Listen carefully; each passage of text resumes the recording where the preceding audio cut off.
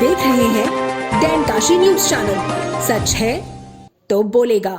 E rickshaw dealership की आड़ में कथित तौर पर नकली चेसिस के कारोबार से जुड़े मामले में फरार चल रहे आरोपी प्रतीक सर्राफ को अदालत से राहत नहीं मिली। अपर सत्र न्यायाधीश संख्या 4 सरबजीत सिंह की अदालत ने गिरफ्तारी से बचने के लिए दाखिल की गई अंतरिम अग्रिम जमानत याचिका खारिज कर दी। बताया गया कि लखनऊ के एक अधिवक्ता की शिकायत के बाद शासन स्तर से मिले निर्देशों के क्रम में परिवहन विभाग ने मामले की जांच की थी। जांच में शिकायत में लगाए गए आरोपों की पुष्टि होने के बाद संबंधित डीलर के खिलाफ कार्रवाई करते हुए उसे प्राथमिक रिपोर्ट के आधार पर काली सूची में डालने की कार्रवाई की गई। इसके बाद जांच रिपोर्ट और शिकायत के आधार पर पुलिस कमिश्नर स्तर से मामले की जांच कराई गई। जांच के बाद प्राथमिकी दर्ज की गई और पुलिस ने आरोपियों की तलाश शुरू की। मामले में पुलिस के सामने कथित तौर पर इस्तेमाल किए गए वाहनों और अन्य संबंधित साक्ष्यों की बरामदगी बड़ी चुनौती बनी हुई है। पुलिस के मुताबिक मामले से जुड़े कुछ आरोपी फिलहाल फरार हैं। उनकी गिरफ्तारी के लिए अलग अलग पुलिस टीमों का गठन किया गया है। अदालत में आरोपी की ओर से गिरफ्तारी से बचने के लिए अंतरिम अग्रिम जमानत की मांग की गई थी।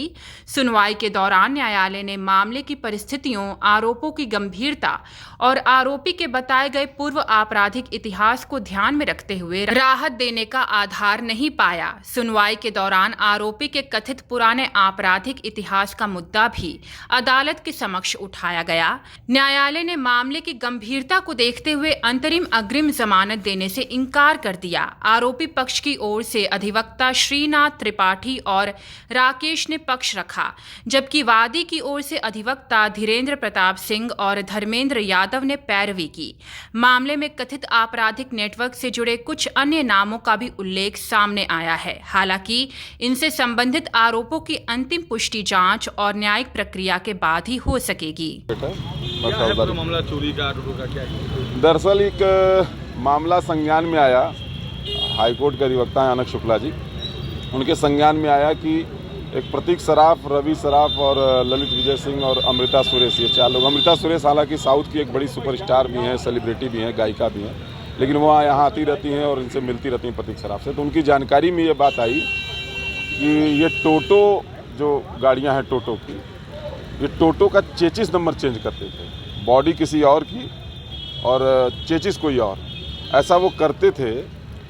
उसके लिए उन्होंने प्रार्थना पत्र दिया आरटीओ में, और आरटीओ ने जांच में पाया कि वास्तव में बहुत सी गाड़ियां हैं जिनके साथ जो है चेचिस के साथ टेम्परिंग की गई है। चेचिस नंबर पे वेल्डिंग करके दूसरा चेचिस चढ़ाया गया, दूसरा चेचिस नंबर। और उसने यह भी रिपोर्ट में बताया कि डायनावोल्ट कंपनी, जो कंपनी 2014 में भारत से चली गई, वाइंड अप कर ली, लास्ट बैलेंस शीट उसका क्लियर हो गया 2016 में, उस कंपनी की गाड़ी इन्होंने 2018 से लेकर के 2024 तक बेची और उसके चेचिस नंबर पर बेची, जबकि उसका जो बॉडी था वो हुगली मोटर्स का था।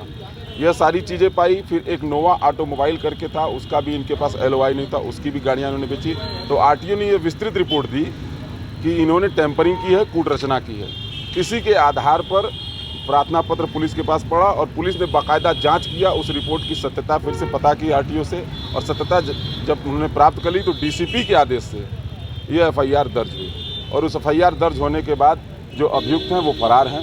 पूर्वांचल की खबरों से जुड़े रहने के लिए आज ही सब्सक्राइब करें हमारा YouTube चैनल डैनकाशी।